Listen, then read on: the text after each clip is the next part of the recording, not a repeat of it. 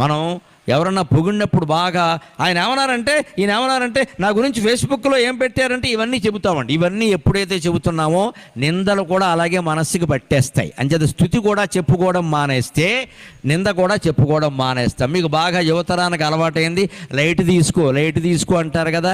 దుఃఖాన్ని లైట్ తీసుకో. ఎవరికైనా కష్టం పరీక్ష పోయింది అనుకోండి, లైట్ తీసుకోమని చెబుతాం మనం.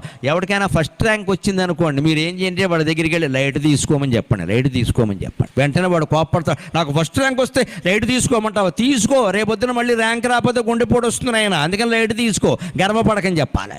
సుఖాన్ని లైట్గా తీసుకున్నవాడే దుఃఖాన్ని కూడా లైట్గా తీసుకోగలడమ్మా. రామచంద్రమూర్తిని పొద్దున్న పిలిచి పట్టాభిషేకం అన్నారు, ఎగరలేదు, గంతేయలేదు, ఏలయ్యలేదు, ఫ్రెండ్స్ని పిలిచి పార్టీ పెట్టలేదు, ప్రెస్ మీట్ పెట్టలా. తండ్రికి నమస్కారం చేసి, తండ్రి మీరు పెద్దవారయ్యారు, మీ బాధ్యత నాకు అప్పగిస్తున్నారు, మీ ఆజ్ఞ అన్నాడు. ఇంతే, సింపుల్, ఒకటే మాట, మీ ఆజ్ఞ.